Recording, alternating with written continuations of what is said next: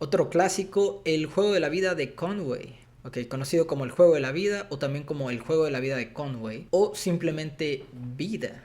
Nadie lo llama así. El juego consiste en un tablero con celdas que pueden estar en dos estados, vivas o muertas. Y en cada turno o cada generación las celdas pueden cambiar de estado dependiendo de ciertas reglas. Bien, las reglas son las siguientes. Cualquier celda viva con menos de 2 casillas vivas muere. Cualquier celda viva con 2 o 3 vecinas vivas se mantiene viva para la siguiente generación. Cualquier casilla viva con más de 3 vecinas vivas muere. Y cualquier casilla muerta con exactamente 3 casillas vivas resucita. Ok, así que empecemos a programar. Para esto vamos a estar utilizando Ruby, el mejor lenguaje de programación en el mundo, por cierto. Bien, lo primero que necesitamos hacer es representar nuestro tablero mediante una matriz o un arreglo de arreglos. Las celdas muertas las vamos a estar representando con ceros y las vivas 1. Muy bien, en el juego de la vida se comienza con una semilla o un estado inicial. En este caso, esta va a ser nuestra semilla. Y lo siguiente que vamos a necesitar es una función que nos permita dibujar nuestro tablero en la pantalla. En este caso, vamos a estar haciendo una aplicación en la terminal, entonces vamos a dibujar esto en la terminal. Creamos nuestro método y a nuestro método le vamos a pasar un grid o un tablero. Y la forma en la que vamos a dibujar nuestro tablero básicamente es, vamos a recorrer el grid y por cada fila vamos a dibujar su valor y al llegar al final de la fila vamos a dibujar un salto de línea. Recorremos esto por filas, luego recorremos las filas por columnas. Entonces aquí simplemente vamos a pintar cada columna y después de recorrer todos los valores de la columna vamos a dibujar el salto de línea. Ok, entonces vamos a probar nuestra función de dibujar, le vamos a pasar nuestra semilla y vamos a ejecutar esto. Y bien, podemos ver que estamos pintando correctamente nuestro tablero, pero sigue estando un poco como que le falta algo. Entonces para eso vamos a utilizar emojis. Y la forma en la que vamos a hacer esto simplemente es, si la columna es igual a 0, eso significa que está muerta y la vamos a representar con un emoji de un cuadrado amarillo. Y de lo contrario significa que está viva y la vamos a representar con este cuadrado verde. Esto se ve mucho mejor, ya parece un juego de la vida real. Incluso parece un juego desarrollado por Rockstar o una de estas grandes compañías de videojuegos. Bien, entonces ya podemos dibujar tableros. Entonces lo que necesitamos hacer ahora es poder calcular el siguiente estado o la siguiente generación de un tablero. Así que creemos un método para hacer esto y a este método le vamos a pasar el estado actual. Ok, este método va a recibir el estado actual de nuestro tablero y va a generar un nuevo tablero con el siguiente estado. Vamos a hacer algo que nos va a facilitar muchísimo la vida para construir el tablero y eso es generar unas constantes. Vamos a definir el número de filas, en este caso 5 por ejemplo, y el número de columnas. En nuestra función vamos a retornar un arreglo con el número de filas. Por cada fila vamos otro arreglo con el número de columnas. Bien, y aquí es donde vamos a estar aplicando las reglas del juego de la vida. Donde, como en la vida real, todo depende de tu entorno. Entonces, si analizamos las reglas del juego de la vida, todo depende de cuántos vecinos tenemos. Eso es lo primero que debemos de saber. Entonces queremos obtener el número de vecinos y para eso vamos a utilizar esta función que vamos a definir después para contabilizar el número de vecinos. Esta función va a recibir el grid y la posición de la fila y de la columna.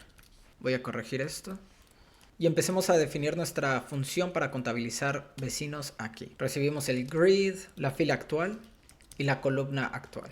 Y esto va a retornar el número de vecinos. En este caso vamos a retornar simplemente 8, que es el máximo número de vecinos que podemos tener. Vamos a dejar la implementación del conteo de vecinos para después y nos vamos a enfocar en terminar la función para calcular la siguiente generación. Todo depende de si la celda actual está viva o está muerta. Entonces es lo primero que vamos a evaluar.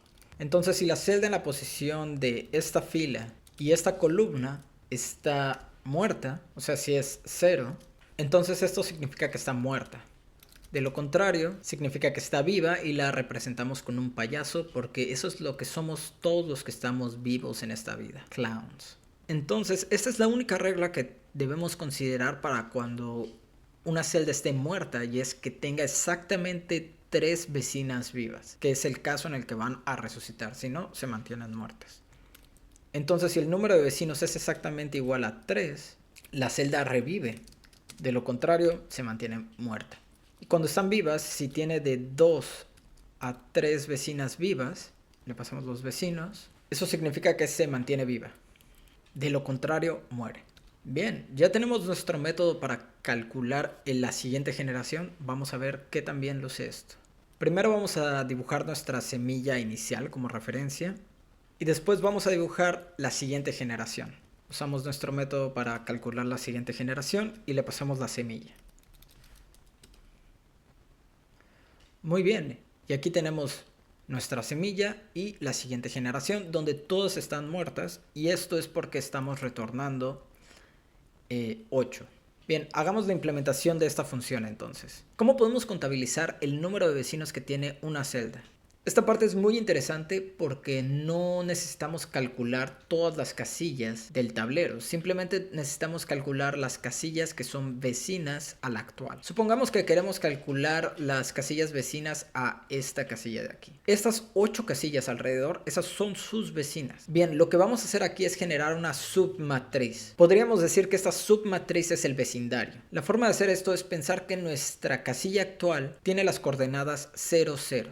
Esto significa que la casilla de aquí se encuentra en la posición 0, menos 1. Esta de aquí se encuentra en la menos 1, 0. Esta sería la menos 1, menos 1. Y esta de aquí sería la 1, 1. Con este simple método podemos recorrer los vecindarios de todas las casillas. Muy bien, entonces dijimos que nos vamos a mover de la posición menos 1 a la posición 1 y vamos a llamar a esto delta row, que va a ser nuestra posición delta en las filas, y vamos a hacer lo mismo para las columnas. Nos movemos de la menos 1 hasta la 1 y esto va a ser delta col, nuestra posición delta en las columnas. Bien, incluso como necesitamos hacer la suma, podemos ir haciendo la suma aquí.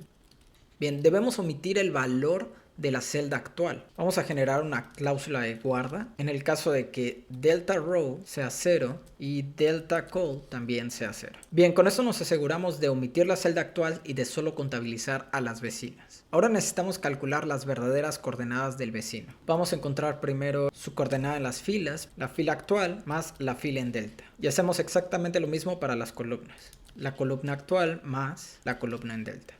Pero hay un caso que sé que probablemente estás pensando y es el siguiente. ¿Qué ocurre con las vecinas de las celdas que se encuentran aquí, por ejemplo, esta? Es claro que esta es su vecina, claro que esta es su vecina y es claro que esta es su vecina. Pero cuando quiera acceder a menos 1 en esta posición, eso está indefinido, claro. En realidad, esta es vecina de esta y de esta también. Esto genera una especie de tablero sin bordes, sin principio y sin fin, lo que nos permitiría aplicar el juego de la vida en superficies toroidales, donde no tenemos un borde como tal, sino que simplemente la vida se mueve a través de esta figura toroidal.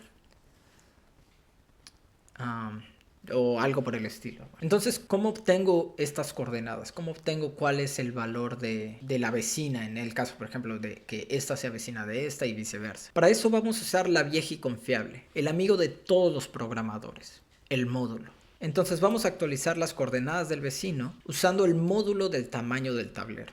Esto para las filas y también para las columnas. El módulo del número de columnas. Y con eso podemos devolver el estado del vecino en esa posición. Veamos cómo se ve esto hasta ahora. Y muy bien, ahora sí estamos realmente calculando el siguiente estado de nuestra semilla. Ahora solo nos queda automatizar este proceso para que se ejecute indefinidamente. Bien, borramos esto que ya no nos interesa y vamos a hacer un loop infinito. Qué hermosa es la sintaxis de Ruby en realidad. Simplemente hay que apreciar esto. Vamos a dibujar nuestro grid pasándole como valor nuestra semilla. Este va a ser el valor inicial de nuestro tablero y después de dibujarlo vamos a calcular la siguiente generación. Entonces actualizamos el valor de grid a next generation y le pasamos el grid. Como vamos a estar haciendo esto una y otra vez automáticamente, vamos a limpiar la pantalla de la terminal y después dibujarlo para no estar dibujando un tablero debajo del otro y que simplemente sea el mismo tablero redibujándose en la misma posición. También vamos a agregar un delay de unos 0.3 segundos para que tengamos tiempo de apreciar cada generación. Ejecutamos esto. Qué belleza de juego de la vida. Algo interesante podría ser crear una nueva semilla cada vez que ejecutamos el programa. Creemos una semilla de forma dinámica. Le pasamos el número de filas y por cada fila vamos a generar otro arreglo con el número de columnas. Y vamos a asignar el valor de forma aleatoria utilizando rand. Este método devuelve un valor entre 0.0 a 1.0. Entonces vamos a decir que si este valor es menor a 0.5, la celda va a estar viva, y si no, la celda va a estar muerta. Pero creo que este es un valor muy alto. Podríamos hacer algo más pequeño como 0.2, porque en realidad queremos tener más casillas muertas que vivas en el principio. Aquí estoy teniendo un error. Ok, olvidé asignar las llaves. Bien. Con esto garantizamos estar creando una semilla de forma dinámica cada vez que ejecutemos el programa.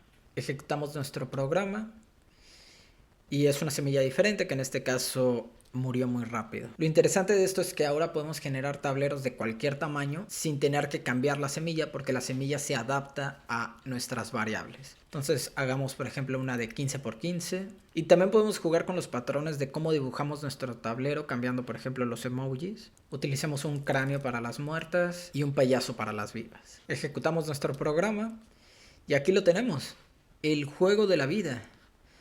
Un juego muy interesante que recuerda los viejos tiempos universitarios. Vamos a terminar el video aquí. Creo que esto es todo. Hey, gracias por ver este video y gracias por darle me gusta. Espero que sea así. Te invito a suscribirte a mi canal si quieres ver más contenido como este. Si tienes sugerencias de qué debería de estar haciendo en este canal en lugar de estar programando. Bueno, y si tienes más sugerencias de qué es lo que podría estar programando aquí, déjamelo saber y nos vemos pronto.